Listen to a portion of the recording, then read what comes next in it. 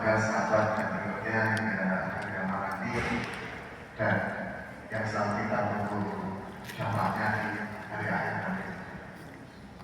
Jadi Bapak Ibu, pengulangan pengalaman Kabupaten Sukoharjo, sehat semua ya hari ini ya? Alhamdulillah. Jadi, terima Pak, tunggu TPP.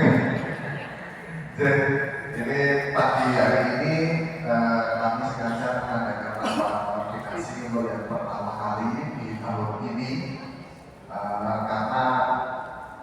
kami melihat masih adanya evaluasi pelaksanaan administrasi kepegawaian di tahun-tahun kemarin. Selain itu juga perubahan aturan yang begitu cepatnya dari pusat kemarin ini tahu-tahu harus ganti ini. Maka kemarin kami baru saja dengar kabar dari Pak Kepala BKN baru kemarin di Jakarta itu aturan tentang undang-undang ASN itu akan direvisi. PP disiplin PP 94 itu juga akan direvisi. Jadi nanti ketoknya itu di pusat itu seperti nggak punya pekerjaannya setiap hari revisi aturan, dan kita yang di bawah itu suruh menyesuaikan aturan tersebut. Tapi tahu-tahu aturannya begini, awalnya boleh, tahu jadi nggak boleh, yang nggak boleh, tahu jadi boleh. Malah kita sendiri yang bingung. Contoh aja di aturan SKP, PP SKP itu kalau kita mengikuti kinerja itu aturan itu sudah berubah berapa kali, yaitu begitu cepatnya. PP 30 itu tahun 2021 muncul lagi Permen 46 2022. Dalam waktu 1 tahun sudah keluar 2 aturan. Kalau kita ingat di tahun 2022 kemarin itu yang paling ribet ngurusi kinerja atau SKP. 1 tahun harus buat 2 aturan, dua SKP dengan 2 aturan yang berbeda. Yaitu dinamikanya membuat SKP di tahun 2022 kemarin. Bahkan ada yang senyum ketika melihat saya itu mungkin teringat masa-masa tahun 2020. Mbak Wiyanti lagi yang Mbak Wiyanti sama Bu Marianti setiap hari itu ketemu dengan saya. Kemarin SKP ini SKP karena juga benar 2 SKP dengan 2 aturan yang berbeda. Belum lagi kalau PNS tersebut mengalami mutasi.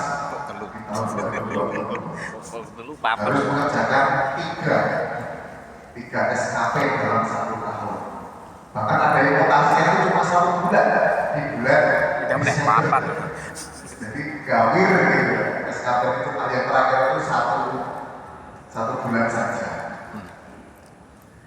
Oke, kembali lagi ini Bapak Ibu. Next Mas. Ini nanti saya tidak perlu menyampaikan panjang lebar karena nanti ada narasumber. Monggo Pak Aris. Ngajak Pak masih ada Pak.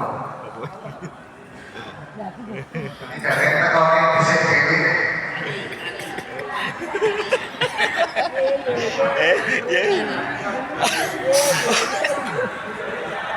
Ngajak ini masalahnya. Kursi kurangnya piye? Monggo langsung saya tempat kursi yang kosong, ngomong sebelah kan lurah, bukan lurah. Tekonek kayak ini ribut kayak begini.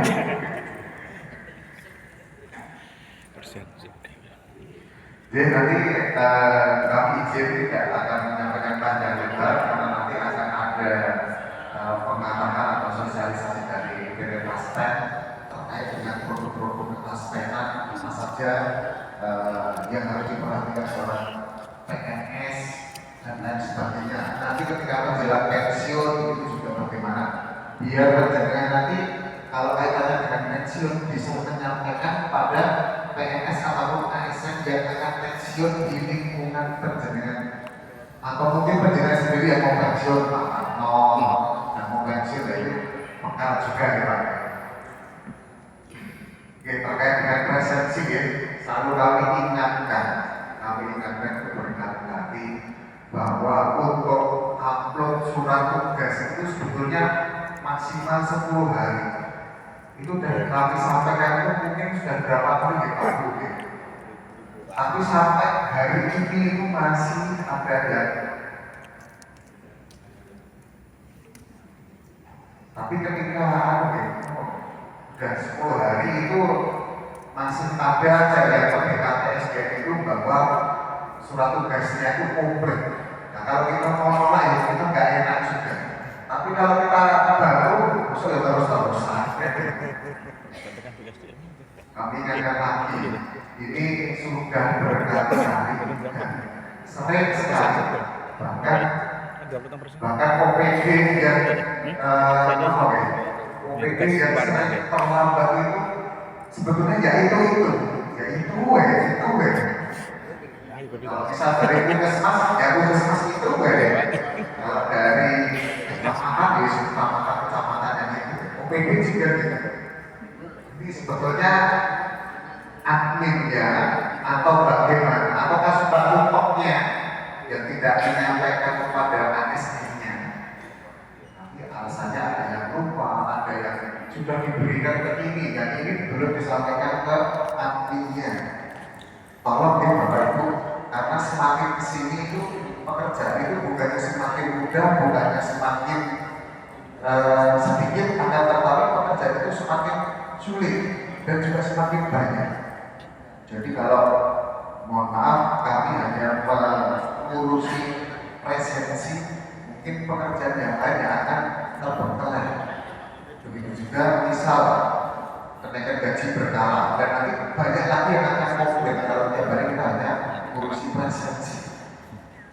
Belum lagi yang cuti, nanti yang cuti tidak segera diverifikasi juga nanti juga cutinya akan terhambat. Apalagi yang mau tindak umroh atau ke luar negeri, dan seperti itu. Nah, mohon sekali lagi nanti diingatkan lagi kepada ASN di tempat penjenengan untuk yang melakukan perjalanan dinas luar, begitu pulangnya segera suruh diminta saja, segera diminta surat tugasnya biar tidak lupa. Karena nanti kalau lupa paling juga salah-salah. Nah ini kalau di PNC nanti sudah bilang misalnya kepada kasubagnya nanti nyalahin admin yang menang nanti pulang cerita. Kita tolong ya. Kalau yang kasubag sekaligus admin berarti oke, nggak ada masalah. Tapi yang admin itu ada yang berbeda dengan kasubagnya. Mungkin kasubagnya si A, nanti adminnya si B, yaitu kadang berbeda pendapat atau ini ya tolong disatu katakan biar satu pemahaman ketika ada ASN yang berangkat dinas itu segera diminta saja, tidak usah tunggu dikasih ke bendahara dulu atau tunggu dikasih ke kabinnya dulu, langsung diminta saja, difoto, cekrek, diambil. Mantap. Selanjutnya, nah ini untuk TPP P3 Bapak Ibu, mulai bulan Januari 2025 ini bagi OPD yang ada P3K-nya, itu nanti levelnya agar dipisah dari PNS. Jadi PNS itu levelnya sendiri, P3K sendiri. Bagi adminnya nanti akan kami berikan berikan akunnya lagi. Ini hanya yang ada P3K-nya. Kalau ada P3K-nya berarti ada usah. Kalau ada P3K-nya walaupun hanya 1 atau 2 itu tetap nanti levelnya dipisah. Apakah ada perbedaan pembayarannya? Tidak tidak ada perubahan atau perbaikannya, hanya prosesnya dari BPKPAD memang kita diminta seperti itu. Untuk lagernya disendirikan, P3K itu lagernya sendiri, yang PNS juga tersendiri.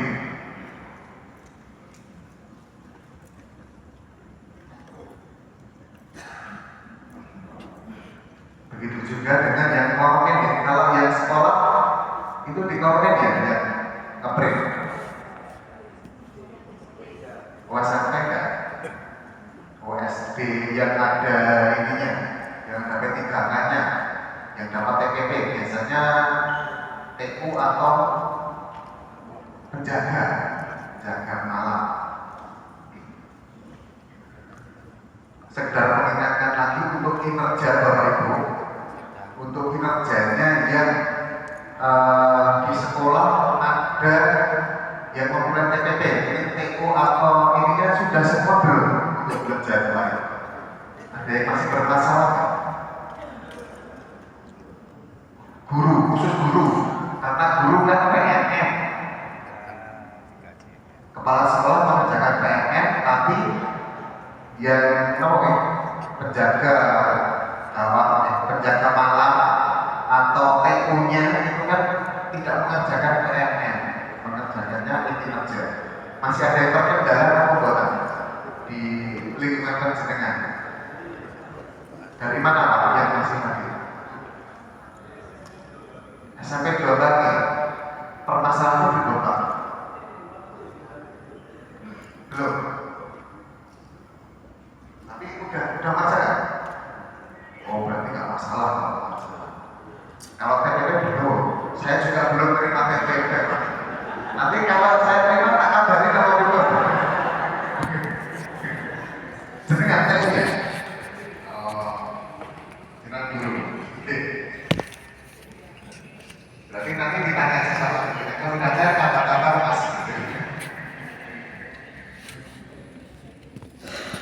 Oke, nanti untuk disampaikan kepada admin ini, Bapak Ibu ya, kepada admin presensi di lingkungan kerja penjenengan, untuk yang ketiga lagernya agar dipisah tersendiri, tidak jadi satu di OPD tersebut dengan PNS.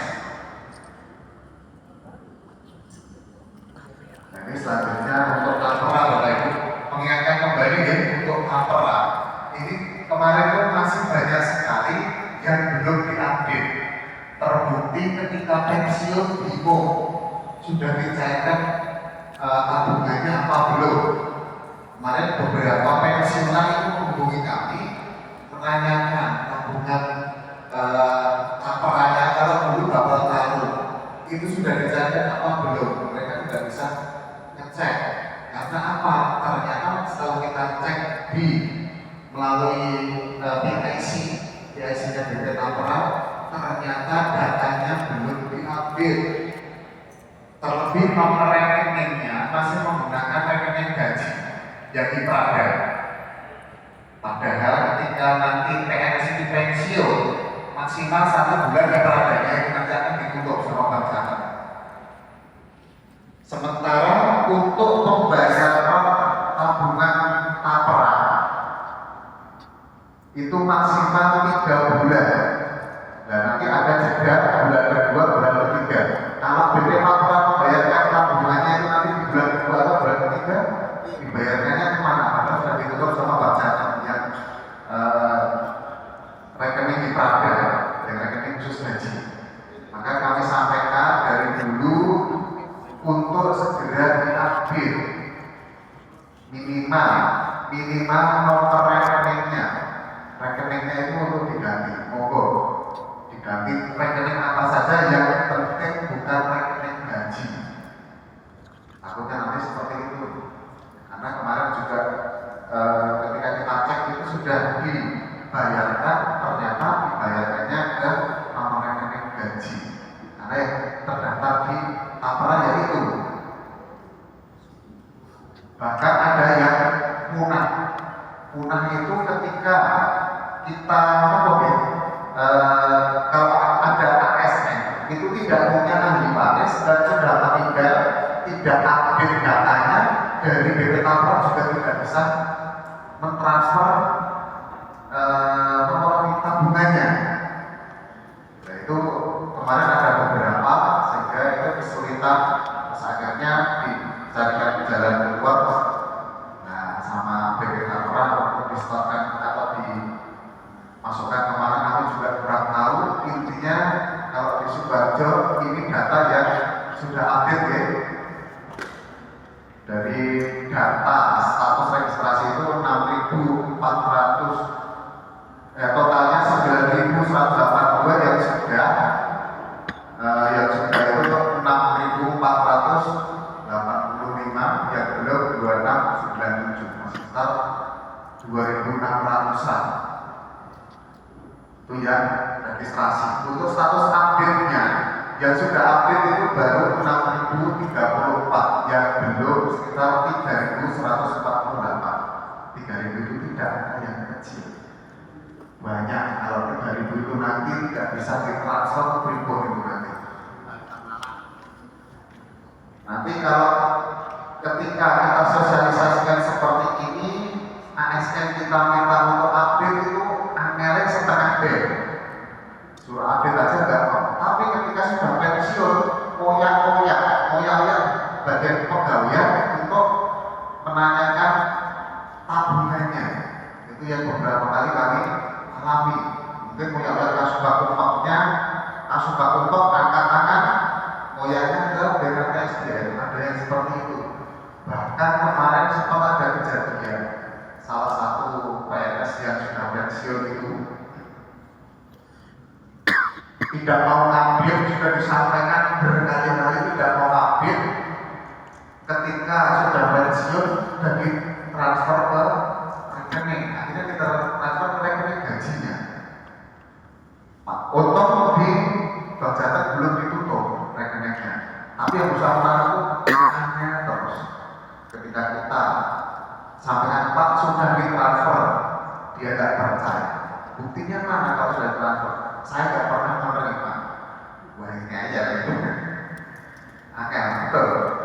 Akhirnya kita mintakan bukti transfer, tapi IC-nya BP Tapra. Dikirimlah kita bukti transfernya tersebut. Akhirnya kita sampaikan ke yang bersangkutan.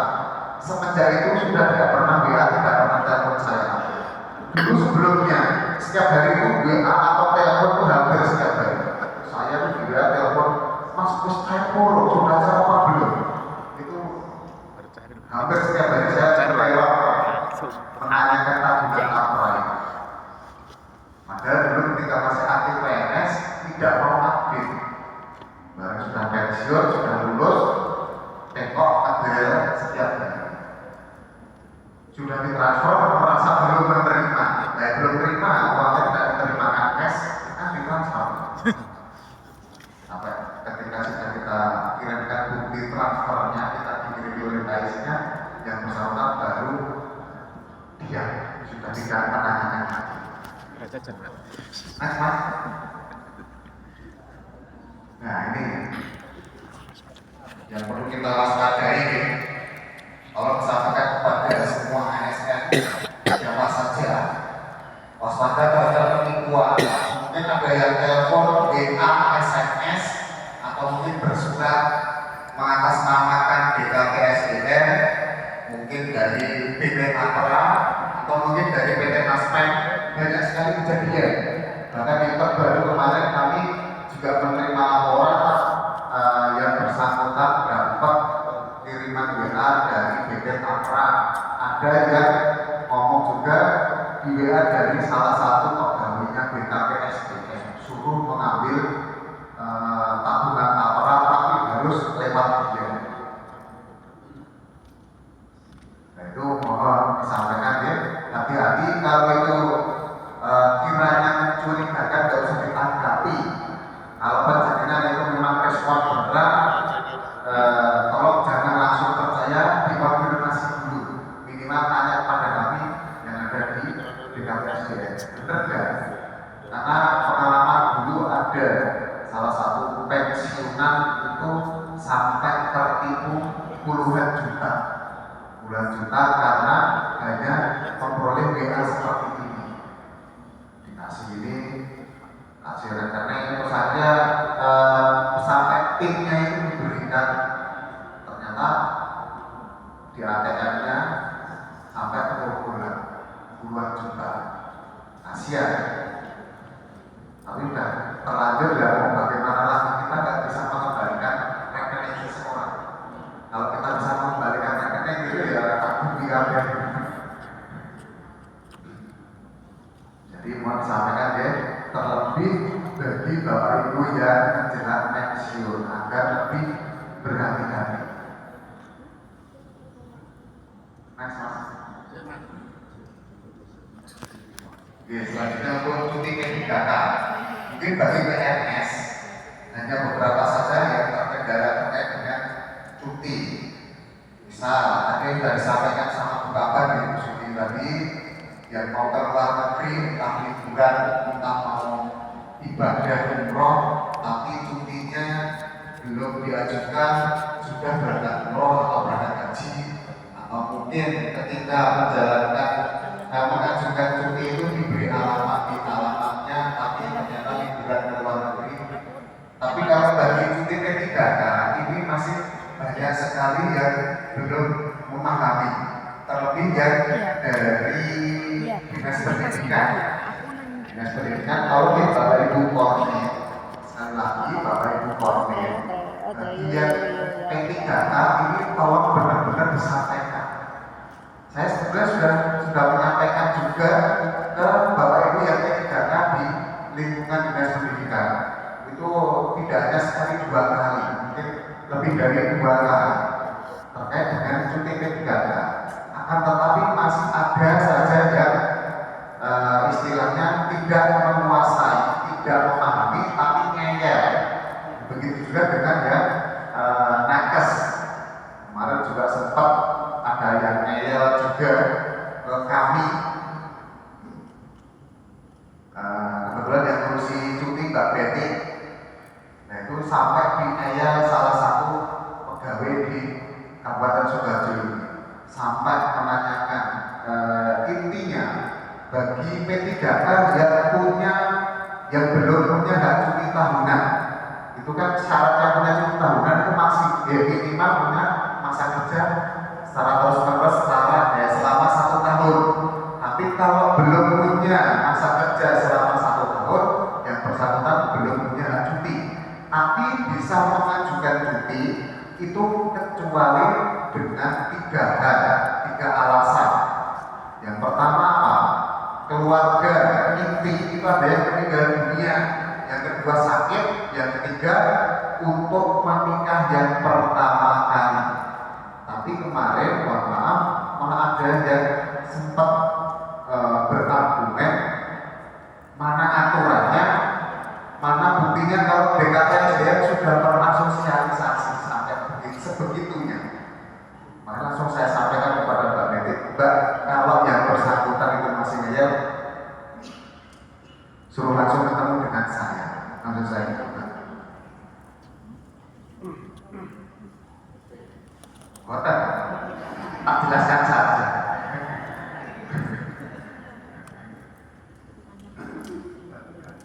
Karena yang bersangkutan itu merasa belum pernah dapat sosialisasi, belum pernah mendengar aturan tersebut.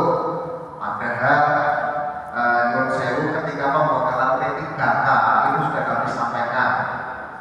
Ketika rapat-rapat seperti ini melahirkan sebuah umpamanya sudah kami sampaikan, tapi kok masih aja alasannya kemarin itu untuk mengantar anaknya mau sekolah yang pertama ke luar negeri atau ke luar kota.